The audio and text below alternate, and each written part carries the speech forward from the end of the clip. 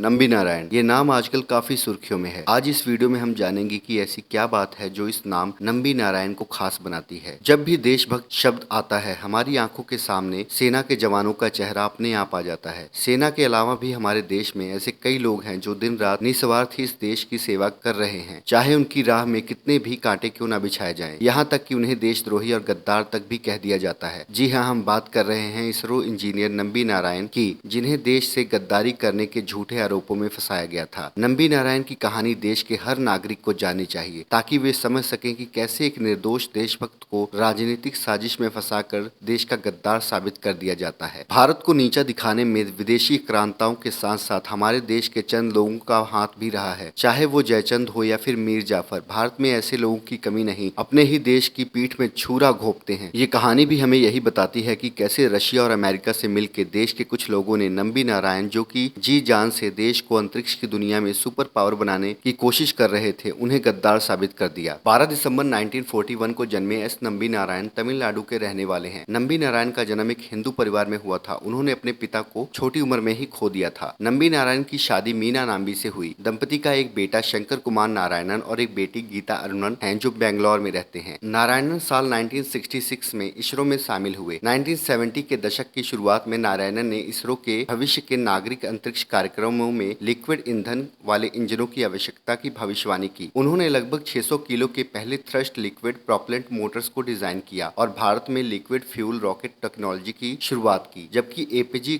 अब्दुल कलाम और उनकी टीम ने सॉलिड मोटर्स पर काम किया। नारायणन की परियोजना को उस समय के इसरो अध्यक्ष सतीश धवन और यूआर राव ने काफी सपोर्ट किया। वह क्रायोजेनिक डिवीजन के प्रभारी थे। उन्होंने विकास नाम के इंजन को विकसित किया, जिसका उपयोग कई इसरो के रॉकेट्स में किया गया था। विकास इंजन ने चंद्रयान 1 और मंगलयान जैसे मिशनों में काफी मदद की। इधर Nambi Narayan cryogenic engine develop करने में लगे थे और उनके खिलाफ भयंकर साजिश चल रही थी। जब Nambi Narayan cryogenic engine develop करने के एकदम करीब थे तो उनकी जिंदगी में ऐसा तूफान आने वाला था जिसकी उन्होंने सपने में भी कल्पना नहीं की थी। सबसे पहले अक्टूबर 1994 को मालदीव की एक महिला मरियम राशिदा को तिरुवनंतपुरम से गिरफ्तार किया गया। राशिदा को इसरो के स्वदेशी क्रायोजेनिक इंजन की ड्राइंग पाकिस्तान को बेचने के आरोप में गिरफ्तार किया गया था। इसके बाद केरल पुलिस ने साल 1994 में तिरुवनंतपुरम में इसरो के टॉप साइंटिस्ट और क्रायोजेनिक इंजन प्रोजेक्ट के डायरेक्टर नंबी नारायण समेत 2 अन्य वैज्ञानिकों को गिरफ्तार किया। इसके अलावा रूसी स्पेस एजेंसी के भारतीय प्रतिनिधि एसके शर्मा, लेबर कॉन्ट्रैक्टर और राशिदा की दोस्त फौजिया हसन को भी गिरफ्तार किया गया था। इन सभी पर इसरो के स्वदेशी क्रायोजेनिक रॉकेट इंजन से जुड़ी खुफिया जानकारी पाकिस्तान समेत दूसरे देशों को बेचने के आरोप लगे। इंटेलिजेंस ब्यूरो के अधिकारियों ने तब क्रायोजेनिक इंजन प्रोजेक्ट के डायरेक्टर रहे नंबी नारायण से पूछताछ शुरू की। उन्होंने इन आरोपों का खंडन किया और इसे अपने खिलाफ साजिश बताया। तब यह मामला अखबारों की सुर्खियों में रहा। बिना जांचे परखे पुलिस की थ्योरी पर भरोसा करते हुए मीडिया ने भी नंबी नारायण को देश का गद्दार बताने में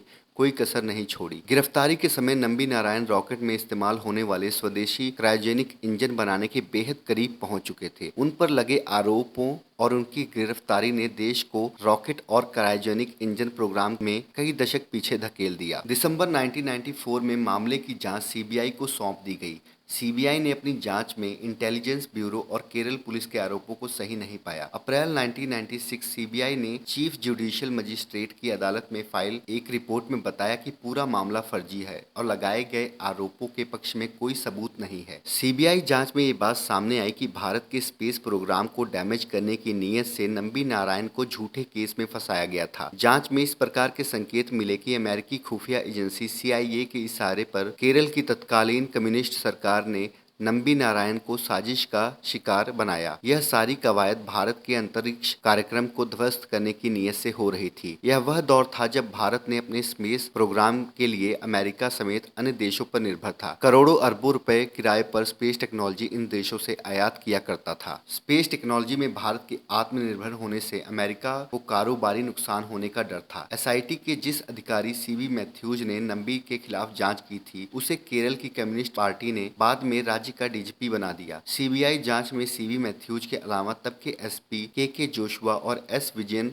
भी शामिल थे। अमेरिकी खुफिया एजेंसी सीआईए ने इसके लिए केरल की तत्काल कम्युनिस्ट सरकार में शामिल बड़े नेताओं और अफसरों को मोटी रकम मुहैया कराई थी। असल में देश से गद्दारी नंबी नारायण ने नहीं, ये लोगों ने की थी। मई 1996 में कोर्ट ने सीबीआई की रिपोर्ट स्वीकार की और इस केस में गिरफ्तार सभी आरोपियों को रिहा कर दिया गया। मई 1998 में केरल की तत्कालीन सीपीएम सरकार ने मामले की फिर से जांच के आदेश दिए।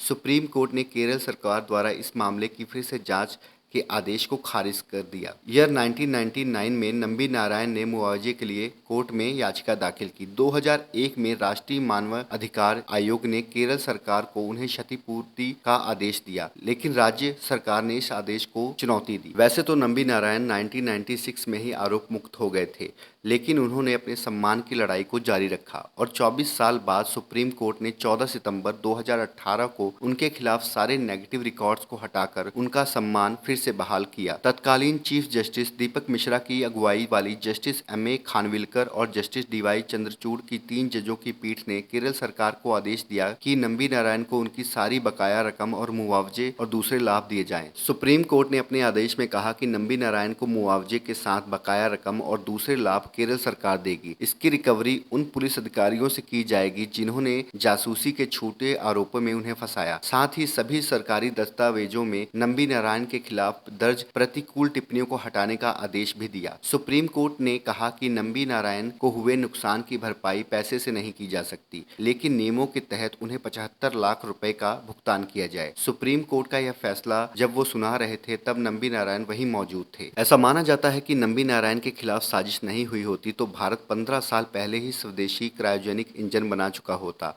उस दौर में भारत क्रायोजेनिक इंजन टेक्नोलॉजी पाना चाहता था। अमेरिका ने इसे देने से साफ इनकार कर दिया था। रूस से समझौता करने की कोशिश हुई। बातचीत अंतिम चरण में थी, लेकिन अमेरिका के दबाव में रूस मुकर गया। तब नंबी नारायण ने भारत सरकार को भरोसा दिलाया था कि वह अपनी टीम के साथ स्वदेशी क्रायोजेनिक इंजन बनाकर दिखाएंगे। वह अपने मिशन को सही दिशा में लेकर जा रहे थे, तभी अमेरिका के इशारे पर उनके खिलाफ साजिश की गई। मोदी सरकार ने नंबी नारायण को पद्म भूषण सम्मान से नवाजा। देश के महान वैज्ञानिक के साथ हुई साजिश के खिलाफ भाजपा को छोड़कर किसी राजनीतिक दल ने कभी आवाज नहीं उठाई। भाजपा सांसद मीनाक्षी लेखी ने इस मामले में पहले से नंबी नारायण के समर्थक में खुलकर बोलती रही हैं। उन्होंने 2013 में प्रेस कॉन्फ्रेंस करके इस साजिश के तमाम पहलुओं को उजागर किया था। साल 2019 में भाजपा सरकार ने उन्हें पद्म भूषण से नवाजा। नंबी नारायण ने कहा था, पद्म भूषण सम्मान से नवाजे जाने की मुझे बहुत खुशी है। मुझे सभी स्वीकार कर रहे हैं। पहले सुप्रीम कोर्ट ने मुझे निर्दोष बताया, फिर केरल सरकार मेरे पास आई और अब केंद्र सरकार ने भी मुझे स्वीकार कर लिया। नंबी नारायण पर अभी एक फिल्म भी रिलीज हुई है, रॉकेटरी द नंबी इफेक्ट। अगर आपने ये फिल्म नहीं देखी है तो आप इसे सिनेमा घरों में जाएं और इस फिल्म को जरूर देखें और इसे अपना समर्थन दीजिए। अगर आपको हमारी ये वीडियो पसंद आई हो तो इसे जरूर लाइक कीजिए और हमारे चैनल को सब्सक्राइब कीजिए। धन्यवाद।